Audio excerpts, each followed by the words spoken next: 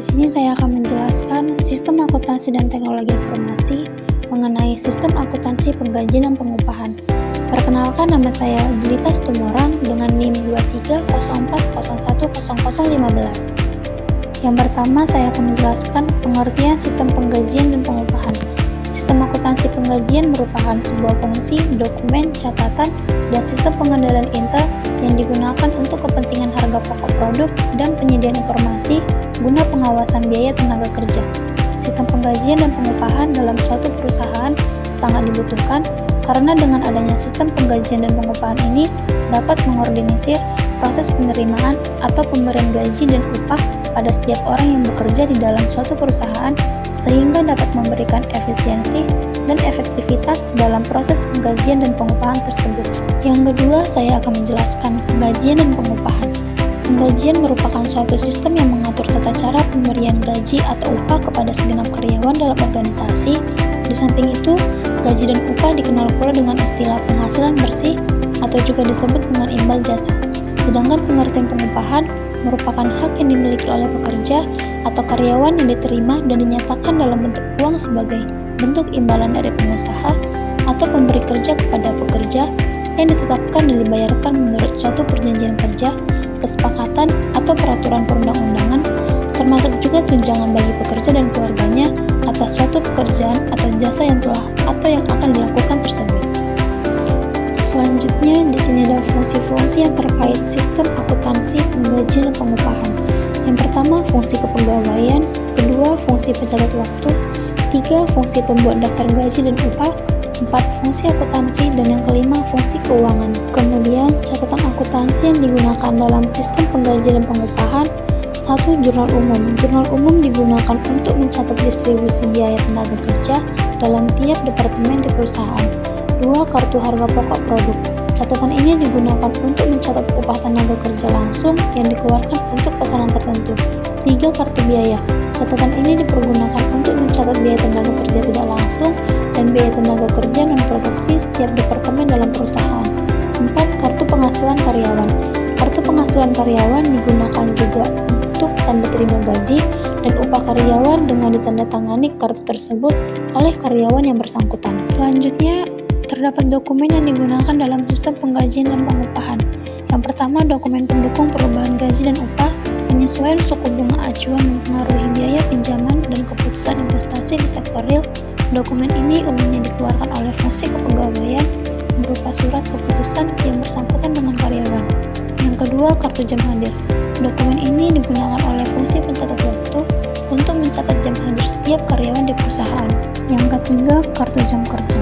Dokumen ini digunakan untuk mencatat waktu yang dikonsumsi oleh tenaga kerja langsung pabrik guna mengerjakan pesanan tertentu. Yang keempat, daftar gaji dan daftar upah. Dokumen ini berisi jumlah gaji dan upah bruto setiap karyawan, dikurangi potongan-potongan berupa PPh pasal 21, utang karyawan, iuran untuk organisasi karyawan, dan lain sebagainya. Yang kelima, rekap daftar gaji dan rekap daftar upah. Dokumen ini merupakan ringkasan gaji dan upah per departemen yang dibuat berdasarkan daftar gaji dan upah. Yang keenam, surat pernyataan gaji dan upah. Dokumen ini dibuat oleh fungsi pembuat daftar gaji dan upah bersamaan dengan pembuatan daftar gaji dan upah atau dalam kegiatan yang terpisah dari pembuatan daftar gaji dan upah. Yang ketujuh, amplop gaji dan upah. Di halaman depan amplop gaji dan upah, setiap karyawan ini berisi informasi mengenai nama karyawan, nomor identifikasi karyawan, dan jumlah gaji bersih yang diterima karyawan dalam periode tertentu. Yang kedelapan, bukti kas keluar. Dokumen ini merupakan perintah pengeluaran uang yang dibuat oleh fungsi atau departemen keuangan berdasarkan informasi dalam daftar gaji dan upah yang diterima dari fungsi pembuat daftar gaji dan upah. Berikut adalah gambar dokumen yang digunakan dalam sistem penggajian dan pengupahan.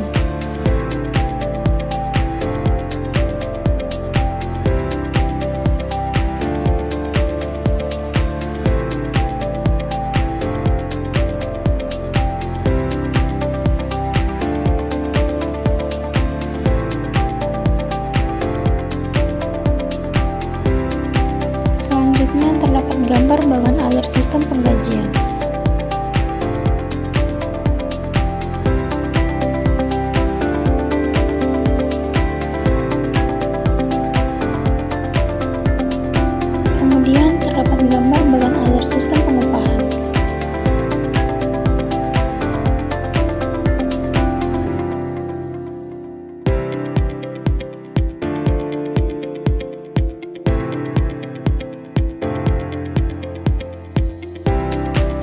Berikut ini adalah contoh kasus penggajian dan pengupahan.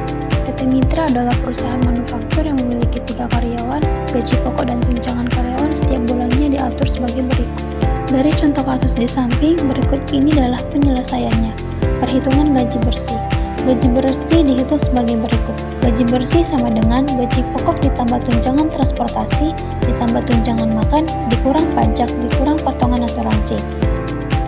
Contoh tabel gaji bersih sebagai pada gambar. Penyelesaian selanjutnya, penjelasan. Karyawan A gaji bersih sama dengan 5 juta ditambah 500.000, ditambah 300.000, dikurang 265.000, dikurang 100.000 sama dengan 5.435.000 rupiah.